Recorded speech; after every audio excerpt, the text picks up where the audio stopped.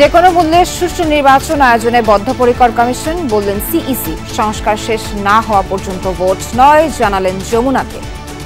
It's not an one time affair যে আমরা আছি সুষ্ঠু নির্বাচন করে দিলাম, তারপরে পরের বছর আবার সেই একই ব্যাক টু স্কোয়ার ওয়ান, সেটা যাতে না হয়। সাম্প্রদায়িকতার ধোঁয়া তুলে উপমহাদেশে আধিপত্য কায়েম করতে চায় ভারত, অভিযোগ বিএনপি নেতাদের। দেশটিতে বসে অশান্তি ও বিভেদ ছড়ানোর ষড়যন্ত্রে লিপ্ত শেখ হাসিনা। যে আগের সরকার স্বৈরাচার ফ্যাসিস্ট চিহ্নিত হয়ে অবৈধভাবে একটি দেশে আছে, সেখান থেকে তারা চেষ্টা করবে বাংলাদেশে একটা অশান্তি সৃষ্টির জন্য, আমাদের মধ্যে বিভেদ সৃষ্টি করার জন্য। সংস্কারের গতি বাড়িয়ে দ্রুত নির্বাচনের দাবি জামায়াতে আমিরের। কুমিল্লার কর্মী সম্মেলনে বললেন, দেশ নিয়ে বিভ্রান্তিকর তথ্য ছড়াচ্ছে ভারতীয় গণমাধ্যম। ভারতীয় হলুদ মিডিয়া যখন বাংলাদেশের বিরুদ্ধে নিকৃষ্ট যুদ্ধ শুরু করেছে, মিথ্যা তথ্য ছড়াচ্ছে, তখন জগন্নাথ হল থেকে আমাদের হিন্দু ছেলেমেয়েরা বের হয়ে তার প্রতিবাদ করেছে। সাম্প্রদায়িক উস্কানির মুখে পঞ্চগড় সীমান্তে এক বাংলাদেশিকে গুলি করে মারল বিএসএফ। পতাকা বৈঠকের মাধ্যমে মরদেহ ফেরানোর চেষ্টা চলছে। মিয়ানমারে সাইবার অপরাধী চক্রের হাতে জিম্মি 17 প্রবাসী বাংলাদেশি। অ্যাপসের মাধ্যমে টাকা আয়ের টার্গেট পূরণে ব্যর্থ হলে চালানো হয় নির্যাতন। কারেন্টের শর্টের মেশিন নিয়ে আর দুইটা হ্যান্ডকাপ নিয়ে এসে বলতেছে হোসে you want to try this. তখন আমরা জিনিসটা আসলে ঘাবড়ায় গেলাম। এর পাশে দেখলাম আর একটা অফিসের মধ্যে অনেক মারধর করতেছে। মিয়ানমার এম্বাসিতে আমরা কথা বলছি যে এনজিওর মাধ্যমে করতে পারবে কিনা, তারা খোঁজ খবর নিচ্ছে। আমি আর ক্রিয়া থেকে শুনবো ওই ছেলেটার কাছ থেকে যে কিভাবে আগানো যায়।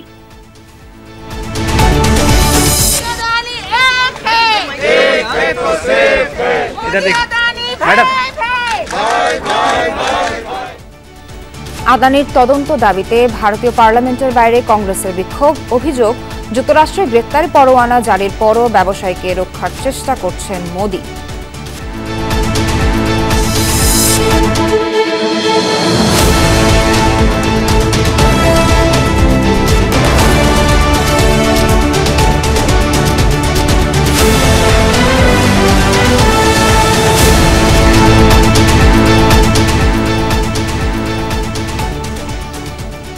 আমন্ত্রণ দুপুরের বাংলাদেশে। আপনাদের সাথে আছি আমি নাবিলা সোহর। এতক্ষণ শিরোনাম দেখছিলেন, যাচ্ছি বিস্তারিত খবরে। সংস্কার শেষ না হওয়া পর্যন্ত নির্বাচন করতে পারবে না কমিশন, তবে নির্বাচন যখনই হোক প্রস্তুত ইসি। যমুনার সাথে আলাপে এসব কথা জানিয়েছেন প্রধান নির্বাচন কমিশনার এএমএম নাসির উদ্দিন।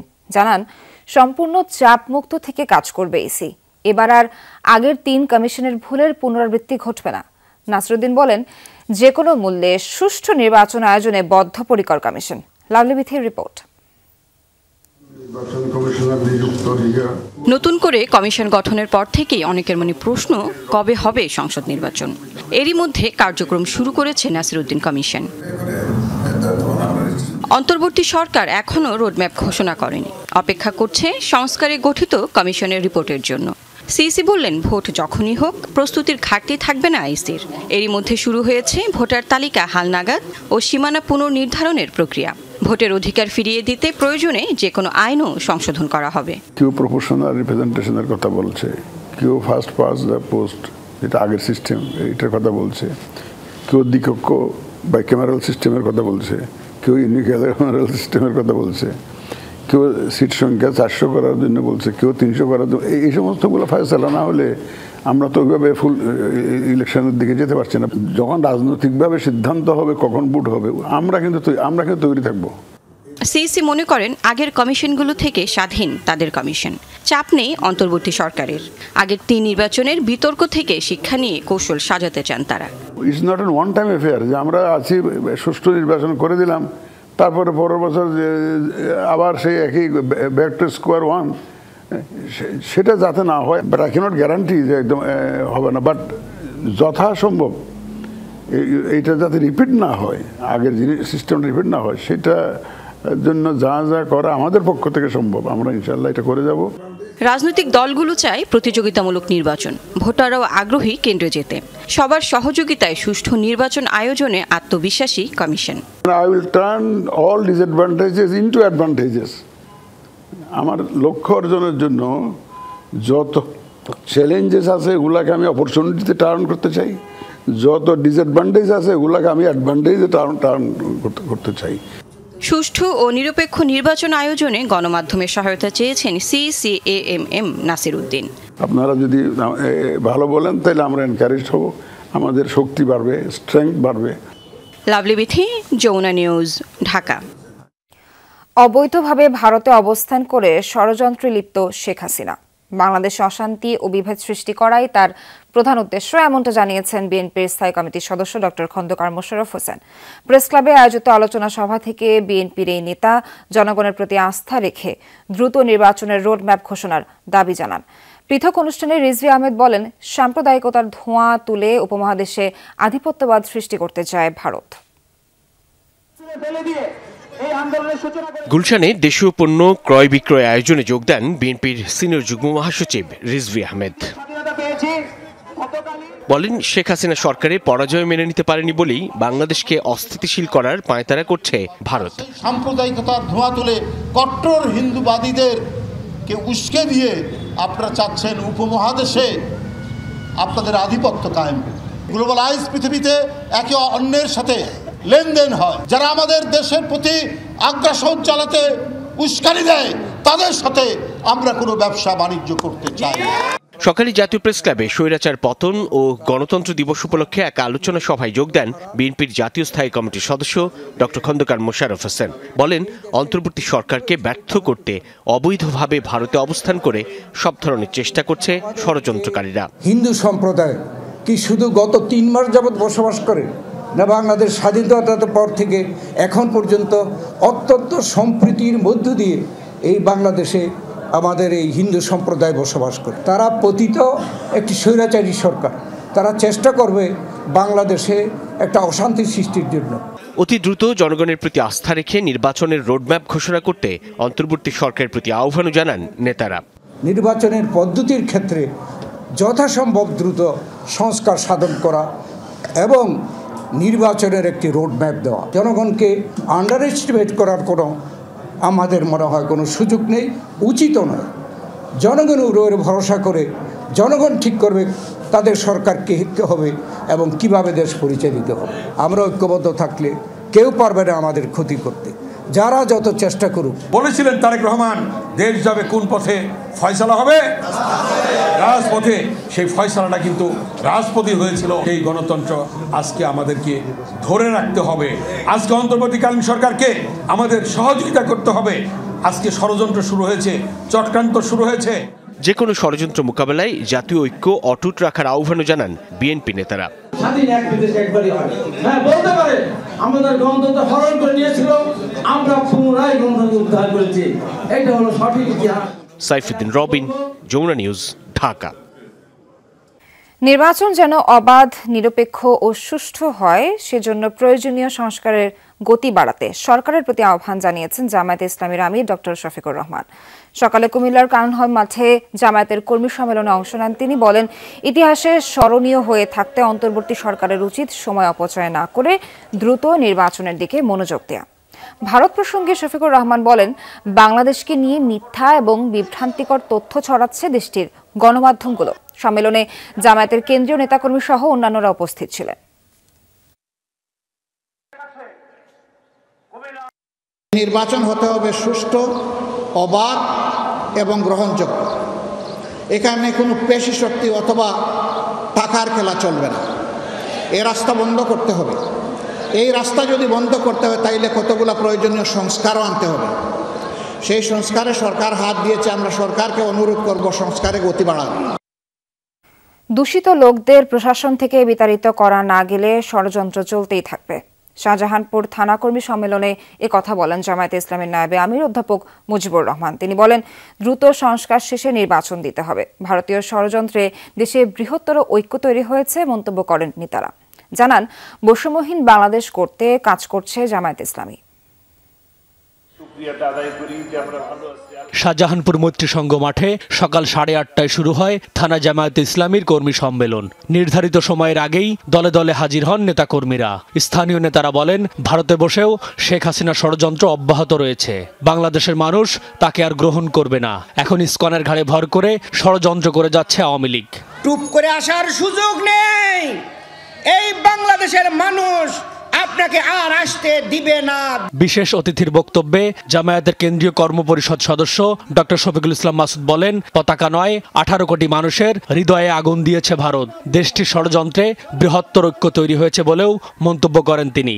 শুধু তোমার না, তুমি যে রাষ্ট্রে বসে এখন আমাদের বিরুদ্ধে ষড়যন্ত্র করছো, সেই রাষ্ট্র তাকেও বলছি তুমি রিয়েলিটি মেনে নাও, তোমার 12টা বেজে গেছে। কারণ তোমরা আমাদের পতাকায় আগুন ধরাও নাই, তোমরা এদেশের 18 কোটি মানুষের হৃদয়ে আগুন জ্বালিয়েছে। এখন চোখে চোখ রেখে কথা বলার সময় এসেছে। 5ই আগস্টের আগের বাংলাদেশ, 5ই আগস্টের পরের বাংলাদেশ এক নয়। সম্মেলনের প্রধান অতিথি জামায়াতে ইসলামীর নায়েবে আমির অধ্যাপক মুজিবুর রহমান বলেন, দূষিত লোকদের প্রশাসন থেকে বিতাড়িত করতে না পারলে ষড়যন্ত্র চলতেই থাকবে। তাই সংস্কার শেষে দ্রুত নির্বাচন দেওয়ার আহ্বান জানান তিনি। সরকারকে বলেছি যে আপনারা এটা সরান, কিন্তু তারা যেটাই হাত দেয় সবগুলাই হচ্ছে পচা মাল, দূষিত মাল। কথা ঠিক কিনা বলেন? এই জন্য এক প্রতিষ্ঠান থেকে আর এক প্রতিষ্ঠানে দেওয়া, এই এক জায়গায় থেকে আরেক জায়গায় দিয়ে এই সমস্যার কি সমাধান করা যাবে?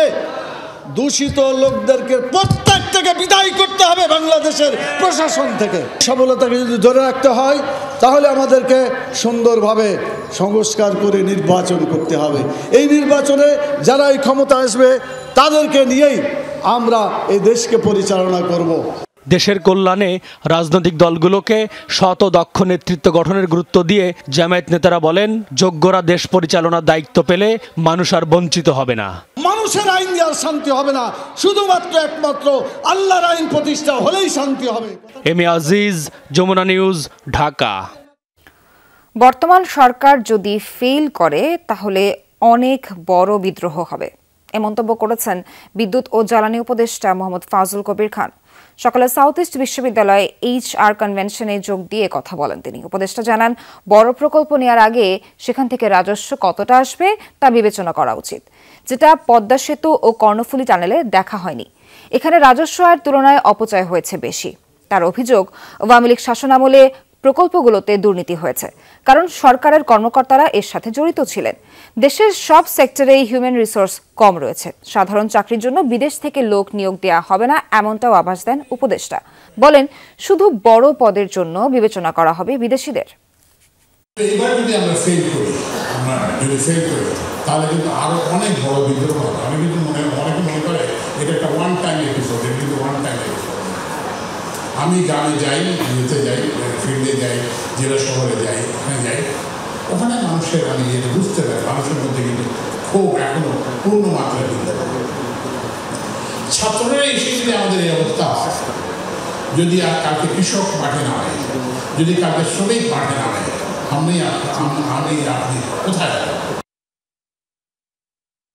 পঞ্চগড় সীমান্তে বিএসএফ এর গুলিতে আনোয়ার হোসেন নামের এক বাংলাদেশি নিহত হয়েছেন।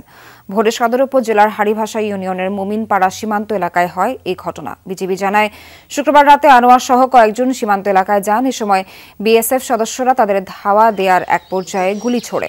এতে ঘটনাস্থলেই গুলিবিদ্ধ হয়ে মারা যায় আনোয়ার। পরে তার মরদেহ ওপারে নিয়ে যায় বিএসএফ। পতাকা বৈঠকের মাধ্যমে মরদেহ ফেরত আনা হবে বলে জানিয়েছে বিজিবি।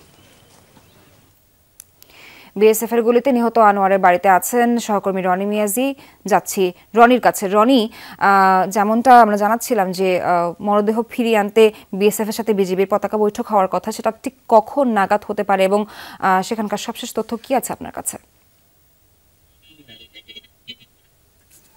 সোহাগ, আমি এই মুহূর্তে রয়েছি দেশের যে শেষ প্রান্তের যে উপজেলা তেঁতুলিয়া, এখানে কিন্তু আনোয়ার হোসেনের বাসা।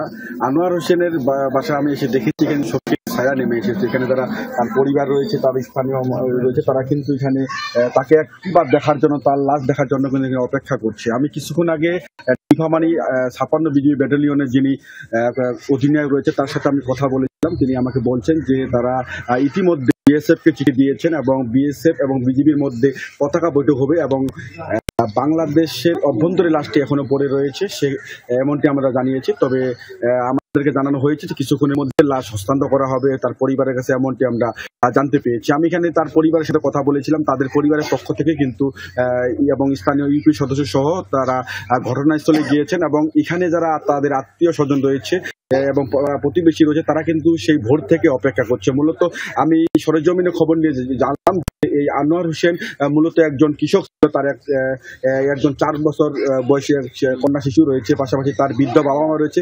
তাদের সাথে আমি কথা বলেছিলাম, তারা বলছেন যে তাদের পরিবারের উপার্জনক্ষম ব্যক্তি ছিল আনোয়ার হোসেন, তাকে হারিয়ে তারা পরবর্তীতে কেমনে চলবে এমনটি তারা বলছেন। তবে এলাকাবাসীর দাবি জানাচ্ছেন যেন লাশটি পরিবারের কাছে হস্তান্তর করা হয়, তারা শেষবারের মতো আনোয়ারের লাশ দেখবেন, দাফন করবেন এমনটি তারা।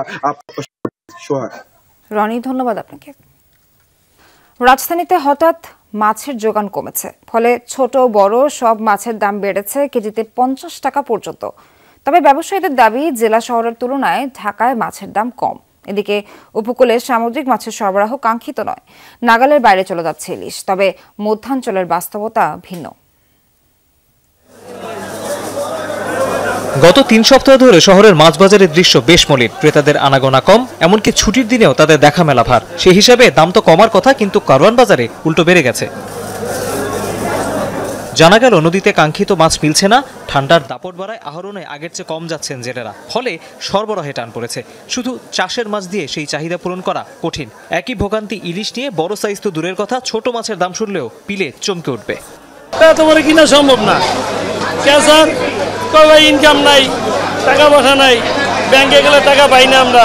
হ্যাঁ, তারপর আমাদের খাওয়ার মতো সুযোগ সুবিধা নাই। চাঁদপুরে বর্তমানে কোনো মাছই নাই, একবারে কম। এই মাছ গেছে সপ্তাহে বিক্রি করছি 2000 টাকা কেজি, এই সপ্তাহে হলো 2400 টাকা কেজি।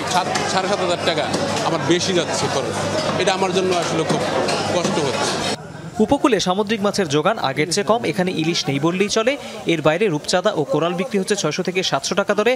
আকার ভেদে চিংড়ির দাম বেড়েছে কেজিতে অন্তত 100 টাকা। মাছের অনেক দাম, কারণ আগে যেরকম সচরাচর কিনে খেতে পারছে ওরকম মানুষে পারে না। আমাকে ঠেকলে কিনতে নদীর মাছ একটু কম, আর ট্রলার যেগুলো নদীতে যায় তেলের দাম তো বেশি, ওরও বেতন দিয়া পোষায় না ওগো। তবে কিছুটা ভিন্ন আমেজ নোয়াখালী, ফেনী ও আশপাশের বাজারে। এখানে দাম কমেছে, 250 থেকে 300 টাকায় মিলছে ছোট ও মাঝারি সাইজের রুই কাতল। প্লেটের হিসেবে ছোট মাছের দাম ওঠানামা করছে 500 টাকার আশপাশে। মাছের বাজার আগের থেকে অনেক কম আছে, যেটা 200 টাকা পাওয়া যায় এখন 160-70 টাকা দিয়ে পাওয়া যাচ্ছে। এই মাছের দামটা একটু সবজির তুলনায় কম, আমরা এতে মোটামুটি খুশি আছি। মাছের দাম বেশি, আমরা খাইতে খাইতে অনেক কষ্ট হয়ে যায় ভাই। যে মাছ আসছিল 2200-2300 টাকা, এই মাছ এখন 1700-1800 টাকা অ্যাভেলেবেল। মাছ আসার কারণে দাম এখন বর্তমানে কমই আছে। ব্যবসায়ীদের আশঙ্কা, শীতের দাপট বাড়লে আড়তে হঠাৎ চলে যেতে পারে মাছের দাম। তৌহিদ হোসেন, যমুনা নিউজ, ঢাকা। চট্টগ্রামে আইনজীবী সাইফুল ইসলাম আলিফ হত্যার ঘটনায় রিপন দাস নামে আরও একজনকে গ্রেফতার করেছে পুলিশ। বৃহস্পতিবার চট্টগ্রামের আনোয়ারা এলাকা থেকে তাকে গ্রেফতার করা হয়। রিপন নগরীর চকবাজার এলাকার একটি ফার্মেসিতে চাকরি করে। সিম্পির অতিরিক্ত উপপুলিশ কমিশনার কাজী মোহাম্মদ তারেক আজিজ জানান, ভিডিও ফুটেজ দেখে তাকে গ্রেফতার করা হয়েছে। নীল রঙের গেঞ্জি পরা রিপনকে বটি হাতে দেখা যায় ভিডিওতে। এর আগে বুধবার সন্ধ্যায় ভৈরব থেকে গ্রেফতার করা হয় সাইফুল হত্যা মামলার প্রধান আসামি চন্দন দাসকে। দুজনকে আজই আদালতে তোলা হতে পারে।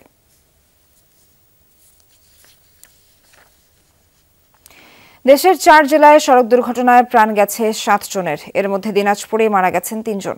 সকালে দিনাজপুরের বীরগঞ্জ এলাকায় বাস ট্রাকের মুখোমুখি সংঘর্ষে বাসের ড্রাইভার সহ 3 জন নিহত হন। আহত হন আরও 16 জন। স্থানীয়রা জানায়, ঢাকা থেকে ঠাকুরগাঁও যাচ্ছিল একটি যাত্রীবাহী বাস। চাকাই এলাকায় পৌঁছালে বিপরীত দিক থেকে আসা একটি ট্রাকের সাথে মুখোমুখি সংঘর্ষ হয় বাসটির। উদ্ধার কার্যক্রমের পর হতাহতদের নেওয়া হয়েছে দিনাজপুর মেডিকেল কলেজে।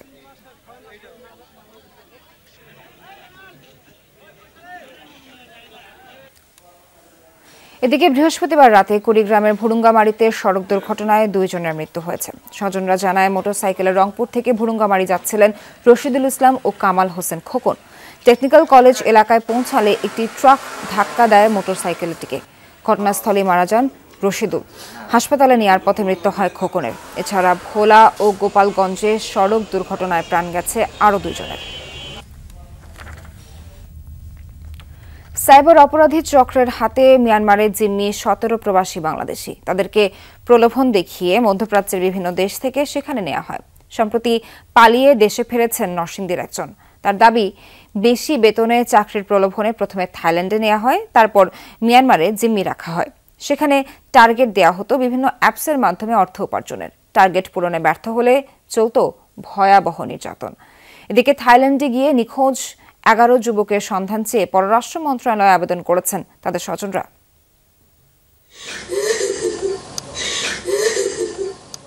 এভাবেই এক একটি দিন কাটছে ইয়াসমিন আক্তারের। চোখে মুখে উদ্বেগ আর আতঙ্ক। প্রবাসে থাকা একমাত্র ছেলেকে ফিরে পেতে চান তিনি। কুমিল্লার ব্রাহ্মণপাড়ার 60শালা গ্রামের দুবাই প্রবাসী তানবীর আখন্দ রাফি গেল 11 আগস্ট গরমের ছুটিতে দুবাই থেকে থাইল্যান্ড বেড়াতে যান তিনি। সাথে যায় জেলার তোয়ান্নুর খলিলুল্লাহ, চট্টগ্রামের সাইমন হোসেন আবির, কায়সার হোসেন ও নরসিংদীর জুনায়েদ হোসেন। সেখানে গিয়ে সাইবার অপরাধী চক্রের হাতে জিম্মি হন তারা। তাদের মধ্যে নরসিংদীর জুনায়েদ গেল 14 নভেম্বর পালিয়ে প্রাণে বাঁচেন, ফিরেছেন দেশেও। ওয়াশরুমে যাওয়ার পরে দেখি যে পিছনে বেল্টের লেটার দিয়ে ওই নদীটা দেখা যাচ্ছে। তার মানে এটা ডিস্টেন্স বেশি দূরে না, কাছে। মানে যে ক্যাম্পের মধ্যে ওয়াচ টাওয়ারগুলো ছিল, ওই ওয়াচ টাওয়ার থেকে কারেন্ট আর্মি ওরা 2-3 জন আমার দেখা ফেলে আমি নদীতে ঝাঁপ মারি। ওইখান থেকে তারা আমার 4টা গুলি করে। 7 থেকে 8 ঘন্টা হাঁটার পরে আমার পায়ে জুতা ছিল না, আমি রক্ত বেরোচ্ছিল না, আমি শার্ট ছিল আমার পায়ের মধ্যে বাঁধি। জুনায়েদের দাবি, দুবাইয়ে থাকার সময় চট্টগ্রামের কায়সারের সাথে পরিচয় হয় ফেনীর নোমান ও রনির। তারা থাইল্যান্ডে মাসিক $1200 বেতনে চাকরির প্রলোভন দেখায়। অবসর সময় কাজে লাগাতে গিয়ে ফাঁদে পড়েন সবাই। ইনস্টাগ্রাম বা টিকটকের মাধ্যমে তুর্কি, আজারবাইজান, রাশিয়া, ইরাক ওদের সাথে আমাদের একটা ফ্রেন্ডশিপ করার পরে ওদেরকে বলা যে আমি একটা কোম্পানিতে ইনভেস্টর হিসাবে কাজ করি, তুমি যদি চাও তুমি ওখানে টাকা ইনভেস্ট করতে পারো, তুমি যদি সেখানে টাকা ইনভেস্ট করো হয়তো এটার প্রফিট ডাবল হয়ে যাবে। জুনায়েদের দাবি, বর্তমানে বিভিন্ন জেলার 17 বাংলাদেশি জিম্মি আছে চক্রটির হাতে। আটকে রাখা হয়েছে মিয়ানমারের কারেন স্টেটের মায়াদ্দুর এলাকায়। বিভিন্ন অ্যাপসের মাধ্যমে প্রতারণা করে কোটি কোটি টাকা হাতিয়ে নিচ্ছে ওই চক্রটি। তারা সাপ্তাহিক বা মাসিক নির্দিষ্ট টাকা উপার্জনের টার্গেট দেয় জিম্মিদের। টার্গেট পূরণে ব্যর্থ হলে চলে নির্যাতন। কারেন্টের শর্টের মেশিন নিয়ে আর 2টা হ্যান্ডকাপ নিয়ে এসে বলতেছে হোসে ইউ ওয়ান্ট ট্রাই দিস। তখন আমরা জিনিসটা আসলে ঘাবড়ায় গেলাম। এর পাশে দেখলাম আর একটা অফিসের মধ্যে অনেক মারধর করতেছে আর একটা শ্রীলঙ্কান ছেলেরে। থাইল্যান্ডে গিয়ে নিখোঁজ 11 বাংলাদেশির সন্ধান চেয়ে প্রধান উপদেষ্টা সহ পররাষ্ট্র মন্ত্রণালয়ে আবেদন করেছেন স্বজনরা। সবশেষ 1 সপ্তাহ আগে যোগাযোগ হয়েছে, এখন আর যোগাযোগ করতে পারে না। ওদের কম্পিউটারে স্ক্রিন রেকর্ডার ফিট করা, আমার ভাই আর যোগাযোগ করতে পারতেছেন। এদের কোনো জানের কোনো নিরাপত্তা নেই, যে সময় শর্ট করে মিয়ানমারে তারা মাইরে ফেলতে পারে। টেলিগ্রামের মাধ্যমে ও আমাদের বলছে যে আপু আমি এখানে খুব বিপদে আছি। আমরা আল্লাহর কাছে সবসময় প্রার্থনা করি, আল্লাহ আমাদের এই ওসিলায় যেন আমার ছেলেগুলো বার কিছু নিয়ে চলে আসে। মিয়ানমার এম্বাসিতে আমরা কথা বলছি যে এনজিওর মাধ্যমে করতে পারবে কিনা, তারা খোঁজ খবর নিচ্ছে। আমি আর কে থেকে শুনবো ওই ছেলেটার কাছ থেকে যে কিভাবে আগানো যায়। দ্রুত জিম্মি বাংলাদেশিদের উদ্ধারের দাবি জানিয়েছেন ভুক্তভোগী পরিবারগুলো। Khokon Chowdhury, Jamuna news, Comilla. Run for the earth এই প্রতিপাদ্যকে সামনে রেখে অনুষ্ঠিত হলো দ্য অ্যাথলেটিক্স আয়োজিত হাফ ম্যারাথন প্রতিযোগিতা। হাতিরঝিলে 3 ক্যাটাগরিতে প্রায় 1,500 নারী, পুরুষ, শিশু অংশ নেয়। আয়োজকরা বলেন, নিজে সুস্থ থাকলেই চলবে না, সুস্থ দেহের জন্য পরিবেশ এবং পৃথিবীকেও সুন্দর রাখতে হবে। আর সবার কাছে এই বার্তা পৌঁছে দেয় এই আয়োজন। ভোরে সূর্যের কিরণ তখনও মাটি স্পর্শ করেনি। ছুটির দিনে রাজধানীবাসীর ঘুম ভাঙার আগেই হাতিরঝিলে জড়ো হন কমপক্ষে 1,500 মানুষ। প্রতিপাদ্য রান ফর দ্য আর্থ আয়োজনে ছিল দ্য অ্যাথলেটিক্স। সেই হাফ ম্যারাথনে দৌড়েছেন একদল নারী পুরুষ। নবিশ দৌড়বিদদের তালিকায় ছিল শিশুরাও।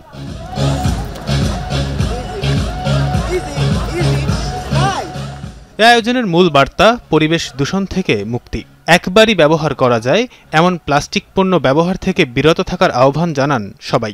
আমাদের উদ্দেশ্য হলো যে মানুষ যেই প্লাস্টিকটা একবার ব্যবহার করে ফেলে দেয়, ওই প্লাস্টিকটা আমরা যাতে ব্যবহার না করি সেটাকে নিরুৎসাহিত করা। আগামী 30 বছর পরে হয়তো বা আমাদের পৃথিবীটা আরও বেশি দূষিত হয়ে যাবে এই নদীর তলদেশ যেখানেই যায় সব জায়গায় প্লাস্টিক আর প্লাস্টিক। আজকে ওরা ব্রেকফাস্ট যেটা দিয়েছে পলিথিন অ্যাভয়েড করে কাগজের প্যাকেটে দিয়েছে। এই ছোট্ট চেঞ্জটাই যদি আমরা সবাই মিলে করি তাহলে কিন্তু ঢাকা শহরে পলিথিন যে কোনো জায়গায় পড়ে থাকবে না, বন্যার পানি আটকে থাকবে না।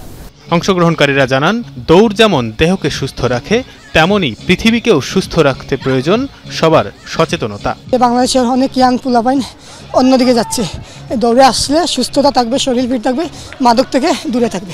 আমরা যদি পাটের ব্যাগ বা সাস্টেইনেবল যেই এলিমেন্ট ম্যাটেরিয়ালগুলো আছে সেগুলো ব্যবহার করি নিজেরা বাসা থেকেই, তাহলে মনে হয় আস্তে আস্তে পরিবর্তন আসবে। আমি যে রান শুরু করছি 2020 সাল থেকে, মানে বড় কোনো অসুখে আমি তো ভুগিই নাই এবং ওষুধ কেনার জন্য আমার কোনো খরচই বলতে গেলে নাই। সকালের যে হাঁটার যে ব্যাপারটা অনেক সময় থাকে, যারা ডিপ্রেশনে থাকে তাদের জন্য মনে হয় আমার কাছে বেস্ট। যে শহরে বসবাস করি এখানে আসলে নিজের কায়িক শ্রম বলতে কিছু হয় না, এই কারণে আসলে সকালে নিজের ফিটনেসের জন্যই, নিজে ভালো থাকার জন্যই সকালে আসলে দৌড়ানো। আয়োজনের ছিল 3টি ক্যাটাগরি: 21.1 কিলোমিটার, 7.5 কিলোমিটার এবং 1 কিলোমিটার দৌড়ে যোগ দেন অংশগ্রহণকারীরা। মানুষের দেহকে সুন্দর রাখতে চাই সুন্দর পরিবেশ, তাহলেই ভালো থাকবে পৃথিবী। এই ম্যারাথন থেকে এমনটাই বার্তা দিলেন আয়োজকরা। তানভীর সিদ্দিক টিপু, যমুনা নিউজ, ঢাকা। এই পদ্মা, এই মেঘনা, তোমরা ভুলেই গেছো মল্লিকাদের নাম, নিন্দার কাঁটা যদি না বিধিল গায়ে সহ অসংখ্য গানের গীতিকার সুরকার আবু জাফর আর নেই। আজ ভোরে রাজধানীর একটি হাসপাতালে চিকিৎসাধীন অবস্থায় শেষ নিঃশ্বাস ত্যাগ করেন তিনি। আবু জাফর একাধারে গীতিকার, সুরকার, কবি ও সঙ্গীতশিল্পী ছিলেন। পেশাগত জীবনে তিনি ছিলেন একজন শিক্ষক। চুয়াডাঙ্গা কলেজ এবং কুষ্টিয়া সরকারি কলেজে বাংলা বিভাগের অধ্যাপক ছিলেন তিনি।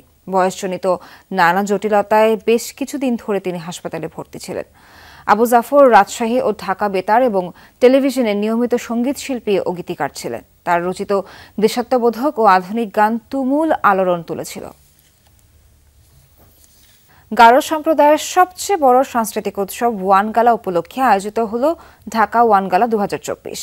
রাজধানী মোহাম্মদপুরের Lalmatia housing society school and college মাঠে এ উপলক্ষে চলছে দিনব্যাপী নানা আয়োজন। উৎসবে ফুটে ওঠে গারো সংস্কৃতির বৈশিষ্ট্য।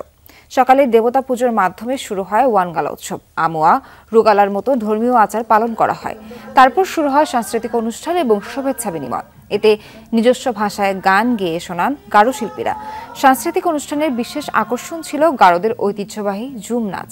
বছরে একদিন নিজস্ব পোশাক পরার এবং সবার সঙ্গে সাংস্কৃতিক অনুষ্ঠান উপভোগের সুযোগ পায় তারা। আয়োজকরা জানান, গারো সম্প্রদায়ের ঐতিহ্যবাহী ফসল উৎসব ওয়ানগালা মূলত ধন্যবাদ জ্ঞাপন এবং প্রকৃতির প্রতি কৃতজ্ঞতার উৎসব, যা এখন ঢাকাবাসী গারোরা প্রতীকী রূপে পালন করেন। সমতলের মানুষের পাহাড় শৃঙ্গ বিজয়ের ঘটনা পুরো দেশের জন্য গর্বের। এমন উদ্যোগ বাংলাদেশের তরুণ সমাজকে বিশ্বের কাছে ভিন্নভাবে পরিচিত করছে, এমনটা জানালেন এমিরিটাস অধ্যাপক সৈয়দ মঞ্জুরুল ইসলাম। পর্বতারোহী সমাজকে বিশ্বের কাছে ভিন্নভাবে পরিচিত করছে, এমনটা জানালেন এমিরিটাস অধ্যাপক সৈয়দ মঞ্জুরুল ইসলাম। পর্বতারোহী মুহিতের হিমালয়ের থরং পর্বত শিখর বিজয়ের পর পতাকা প্রত্যর্পণ অনুষ্ঠানে এসব কথা বলেন তিনি। সকালে জাতীয় প্রেস ক্লাবে ছিল এই আয়োজন। গেল 5 নভেম্বর বাংলাদেশের পর্বতারোহী মুহিত নেপালের 20,157 ফুট উঁচু থরং পর্বত শিখর আরোহণ করেন। অনুষ্ঠানে তিনি তুলে ধরেন সেই অভিজ্ঞতা। এমন কৃতিত্বে তরুণ সমাজ উৎসাহিত হবে বলেও আশা প্রকাশ করেন অধ্যাপক মঞ্জুরুল ইসলাম। অনুষ্ঠানে বাংলাদেশে নিযুক্ত নেপালের রাষ্ট্রদূত ঘনশ্যাম ভান্ডারী বলেন, বাংলাদেশের তরুণরা নিয়মিত বিভিন্ন পর্বত শৃঙ্গ জয় করছেন। জানান, ধারাবাহিক এসব অভিযানের ফলে দুদেশের সাংস্কৃতিক বন্ধন আরও গভীর হচ্ছে। যেখানে সবচেয়ে উঁচু পাহাড়ের নাম হচ্ছে কেওক্রাডাং, সেটা আমিও পায়ে হেঁটে উঠে গেছি কোনো একটা সময়। কাজে সেই দেশের মানুষ এভারেস্টে উঠছে, খুব গুরুত্বপূর্ণ বিষয়। সামিট করতে গিয়ে যে ধরনের চ্যালেঞ্জের মুখে পড়েন, তার চেয়ে বড় চ্যালেঞ্জ হচ্ছে ওনারা স্পন্সর কিভাবে পাবেন। তো এখানে অনেক বিজ্ঞজনরা আছেন, আমি অনুরোধ করব এমন একটা কিছু ফরম্যাট বের করা যে এ ধরনের বিষয়গুলিকে আমরা কিভাবে আসলে উৎসাহিত করতে পারি। শীত মৌসুম মানে জাহাঙ্গীরনগর বিশ্ববিদ্যালয়ে প্রজাপতি মেলা। 14তম আসরের প্রতিপাদ্য ছিল উড়লে আকাশে প্রজাপতি, প্রকৃতি পায় নতুন গতি। বর্ণাঢ্য র্যালির পাশাপাশি শিশু কিশোরদের অংশগ্রহণে হয় নজর কাড়া আয়োজন। পতঙ্গটি সংরক্ষণে ভূমিকা রাখায় 2 জন পান সম্মাননা। বাংলাদেশের বিভিন্ন বনাঞ্চলে ফুল পাতায় উঠছে বাহারি রঙের প্রজাপতি। শীতের শুরুতেই জাহাঙ্গীরনগর বিশ্ববিদ্যালয়ে বসে প্রকৃতির নজরকাড়া এই পতঙ্গের মিলন মেলা। উড়লে আকাশে প্রজাপতি, প্রকৃতি পায় নতুন গতি। এই স্লোগানে ক্যাম্পাসে বসেছিল এবার 14তম আসর। সকালেই বেলুন উড়িয়ে মেলার উদ্বোধন করেন ভিসি অধ্যাপক কামরুল আহসান। ধর্ম বর্ণ নির্বিশেষে প্রত্যেক মানুষ নিরাপদ থাকবে, সেটাই তো শেখায়। তো প্রজাপতি যদি গোটা প্রাণী জগৎকে রক্ষা করার জন্য ভূমিকা রাখে, একজন বুদ্ধিবৃত্তি সম্পন্ন মানুষ কেন বুদ্ধি প্রতিবন্ধীর মতো আচরণ করছে? বিশ্ববিদ্যালয়ের প্রাণীবিদ্যা বিভাগের কীটতত্ত্ব শাখার আয়োজনে বের হয় বর্ণাঢ্য র্যালি। ছিল শিশু কিশোরের অংশগ্রহণে চিত্রাঙ্কন প্রতিযোগিতা, পাপেট শো সহ নানা আয়োজন। আমার অনেক ভালো লাগছে, আমি মেলাতে এসে অনেক কিছু দেখেছি, প্রজাপতি দেখেছি, আমার অনেক ভালো লেগেছে। প্রজাপতি তো আমাদেরকে আনন্দ দেয়, প্রজাপতি আমাদের প্রকৃতিকে আসলে নতুন একটা মাত্রা যোগ করে। বইয়ের পাতায় যেভাবে প্রজাপতিকে দেখছে, বাস্তবে দেখতে পারাটাও আসলে ভিন্নতা রয়েছে আমার যেটা মনে হয়। আয়োজকরা জানান, প্রজাপতি সংরক্ষণ এবং গণসচেতনতা বৃদ্ধির লক্ষ্যেই প্রতি বছর থাকে এই আয়োজন। প্রজাপতি টিকে থাকলে পরিবেশ ভালো থাকবে, গাছপালা থাকবে, আমরা অনেক অক্সিজেন পাবো, আমরা জলবায়ু যে সমস্যাগুলো আছে মোকাবেলা করতে পারবো। এই জন্য আমরা সর্বস্তরের মানুষ কাছকে বলি, আপনারা আসুন প্রজাপতির কাছ থেকে দেখুন, আমরা প্রজাপতির মতো মায়া মমতায় এগিয়ে আসুন। এবারের মেলায় প্রজাপতি সংরক্ষণের সার্বিক অবদানের জন্য বন ও প্রকৃতি বিষয়ক সংগঠন প্লান্টেশন ফর নেচারের প্রতিষ্ঠাতা সবুজ চাকমাকে বাটারফ্লাই অ্যাওয়ার্ড প্রদান করা হয়। এছাড়া বাটারফ্লাই ইয়ং এনথুজিয়াস্ট অ্যাওয়ার্ড পান জগন্নাথ বিশ্ববিদ্যালয়ের প্রাণীবিদ্যা বিভাগের শিক্ষার্থী সাব্বির আহমেদ। মাহফুজুর রহমান নিপু, যমুনা নিউজ, সাভার। যত চাপই আসুক না কেন পদত্যাগ করবেন না ফ্রান্সের প্রেসিডেন্ট ইমানুয়েল ম্যাক্রন। জাতির উদ্দেশ্যে দেয়া ভাষণে বলেন, জনগণই তাকে নির্বাচিত করেছে, এ কারণে মেয়াদ শেষ না হওয়া পর্যন্ত ক্ষমতা ছাড়বেন না তিনি। এদিকে ভাষণের পর ম্যাক্রন বিরোধী বিক্ষোভ হয়েছে প্যারিস সহ বিভিন্ন শহরে। ম্যাক্রন বিরোধী বিক্ষোভে উত্তাল ফ্রান্স। প্রতিবাদ সমাবেশ আর মিছিল চলছে প্যারিস সহ ফ্রান্সের বিভিন্ন শহরে। বিক্ষুব্ধরা বলছেন, ম্যাক্রনের প্রেসিডেন্টের পদ ছাড়া না পর্যন্ত চলবে আন্দোলন। নতুন সরকার গঠন করলেও আমাদের সমস্যার সমাধান হবে না। ম্যাক্রন একের পর এক ডানপন্থীদের নিয়োগ দিয়েই যাবেন। সময় যত গড়াচ্ছে, একদিকে চাপ বাড়ছে প্রেসিডেন্ট ইমানুয়েল ম্যাক্রনের উপর, অন্যদিকে সংকটও বেড়েই চলেছে ফ্রান্সের রাজনীতিতে। এ অবস্থায় বৃহস্পতিবার জাতির উদ্দেশ্যে ভাষণ দেন ফরাসি প্রেসিডেন্ট। যত চাপই আসুক না কেন পদত্যাগ করবেন না বলে ঘোষণা দেন তিনি। বলেন, মেয়াদের শেষ পর্যন্ত দায়িত্ব পালন করবেন। বিরোধিতা সত্ত্বেও বিতর্কিত বাজেট বহাল রাখা হবে বলেও জানান তিনি। গেল 6 দশকে যা হয়নি এবার ফ্রান্সের রাজনীতির ইতিহাসে তাই হয়েছে। পতন হয়েছে সরকারের। তবে আমি একটি বিষয় স্পষ্ট করতে চাই, আর সেটা হলো অন্যদের গাফিলতির দায় আমি নেব না। আপনারা আমাকে 5 বছরের জন্য সরকার পরিচালনার দায়িত্ব দিয়েছেন, আমি সেই দায়িত্বই পালন করে যাব। এদিকে বিরোধী দলীয় নেতারা বলছেন, অনাস্থা প্রস্তাবের মূল টার্গেট ছিলেন ম্যাক্রনই। এই অনাস্থার মূল লক্ষ্য তো ছিলেন ম্যাক্রনই। প্রধানমন্ত্রীকে সরানো তো আমাদের উদ্দেশ্য ছিল না, কারণ প্রধানমন্ত্রী তার দায়িত্ব পালনের জন্য যে ব্যাপক চেষ্টা চালিয়েছেন তা তো আমরা দেখেছি। বেশ কিছুদিন ধরে রাজনৈতিক অস্থিরতা চলছে ফ্রান্সে। তার উপর ঘাটতি বাজেট প্রণয়নকে ঘিরে তৈরি হয় অচল অবস্থা। বিশেষ ক্ষমতা বলে সাবেক প্রধানমন্ত্রীর বাজেট পাশ করাকে কেন্দ্র করে সরকারের বিরুদ্ধে অনাস্থা প্রস্তাব তোলে বিরোধীরা। তাতে হেরে যাওয়ায় পদত্যাগে বাধ্য হন প্রধানমন্ত্রী মিশেল বার্নিয়ে। ভেঙে যায় পার্লামেন্ট। মীর মুশফিকা হাসান, যমুনা নিউজ। আদানি ইস্যুতে তদন্তের দাবিতে ভারতের পার্লামেন্ট ভবনের বাইরে বিক্ষোভ করেছে বিরোধী দল কংগ্রেস। শুক্রবার পার্লামেন্ট অধিবেশন শুরু হলে সংবিধান হাতে র্যালি করেন বিরোধী নেতারা। প্রতিবাদ কর্মসূচিতে অংশ নেন রাহুল ও প্রিয়াঙ্কা গান্ধী সহ কংগ্রেসের বেশ কয়েকজন শীর্ষ নেতা। এ সময় গৌতম আদানির দুর্নীতি তদন্তে জয়েন্ট পার্লামেন্টারি কমিটি গঠনের দাবি তোলেন তারা। পাশাপাশি ঘুষ কাণ্ডে শীর্ষ এই ধনকুবেরের বিরুদ্ধে মার্কিন আদালতে গ্রেফতারি পরোয়ানা জারির পর মোদী সরকারের ভূমিকারও সমালোচনা করেন তারা। অভিযোগ, আদানিকে রক্ষার চেষ্টা করছেন প্রধানমন্ত্রী। শীতকালীন অধিবেশন শুরুর পরই আদানি ইস্যুতে ভারতীয় পার্লামেন্টে ছড়াচ্ছে উত্তেজনা। সিরিয়ায় অপ্রতিরোধ হয়ে উঠছে বিদ্রোহীরা। আলেপ্পোর পর এবার কৌশলগতভাবে গুরুত্বপূর্ণ শহর হামা দখলে নিল এইচটিএস। তাতে কিছুটা টালমাটাল আসাদ বাহিনীর অবস্থান। অবশ্য সরকারের সাফাই, সাময়িকভাবে তারা হারিয়েছে হামা নিয়ন্ত্রণ, যা দ্রুতই পুনরুদ্ধার করা হবে। হামার প্রাণকেন্দ্রেই চলছে বিজয় উল্লাস। সিরিয়ার গুরুত্বপূর্ণ শহরটি দখলের পর বিদ্রোহীদের সাথে আনন্দে গা ভাসান স্থানীয়রাও। ফাঁকা গুলি আর স্লোগানে মুখরিত হয়ে ওঠে রাতের হামা। এক সপ্তাহ ধরেই সশস্ত্র গোষ্ঠী HTS এর নজিরবিহীন হামলায় কোণঠাসা সিরীয় সরকার। আলেপ্পো দখলের পর হামা সিটির উত্তর ও পূর্বে আসাদ বাহিনীর সাথে ব্যাপক লড়াই চলছিল বিদ্রোহীদের। অবশেষে বৃহস্পতিবার শহরটির নিয়ন্ত্রণ নিতে সক্ষম হয় গোষ্ঠীটি। এই মুহূর্তে আমরা হামা সিটির প্রাণকেন্দ্রে রয়েছি। যোদ্ধা ও অভিযানের ব্যবস্থায় যারা ছিল সবাইকে ধন্যবাদ। জয় আমাদেরই হবে, সব প্রশংসা আল্লাহর। HTS এর হামা দখলকে স্বাধীনতা আখ্যা দিচ্ছেন স্থানীয়দের অনেকে, কারণ আসাদ প্রশাসনের স্বৈরাচারী আচরণে তারা ক্ষুব্ধ। দিনটির জন্য বহু বছর ধরে অপেক্ষায় ছিলাম। আমার সবচেয়ে খুশির দিন এটি। আগে রাস্তায় বের হতে ভয় পেতাম, আর এখন আমরা স্বাধীন। সেই স্বাদ নিতে সবাই বাইরে চলে এসেছি। যারা স্বাধীনতা এনে দিল তাদের আল্লাহ রক্ষা করুন। এদিকে হামার দখল বিদ্রোহীদের হাতে চলে যাওয়ার বিষয়টিকে সাময়িক বলছেন প্রতিরক্ষামন্ত্রী। হামায় যা হয়েছে তা একটি সাময়িক কৌশলগত পদক্ষেপ। হামা সিটির চারপাশে আমাদের সেনারা সতর্ক অবস্থানে রয়েছে। সাংবিধানিক ও জাতীয় দায়িত্ব পালনে পুরোপুরি প্রস্তুত তারা। দীর্ঘ 13 বছর ধরে সিরিয়ায় চলছে গৃহযুদ্ধ। বেশ কয়েকটি পক্ষ সংগঠিত হলেও রণক্ষেত্রে ছিল না তৎপরতা। সম্প্রতি দ্বিতীয় বৃহত্তম শহর আলেপ্পো দখলের মধ্য দিয়ে আবারও মাথাচাড়া দিয়ে উঠছে বিদ্রোহী গোষ্ঠীগুলো। বেশ কিছু ছোট এলাকারও নিয়ন্ত্রণ নিয়েছে সশস্ত্র যোদ্ধারা। ইফাতারা খন্দকার, যমুনা নিউজ। দর্শক, আজকের মতো এই ছিল দুপুরে বাংলাদেশ। এতক্ষণ যারা সঙ্গে ছিলেন সবাইকে ধন্যবাদ।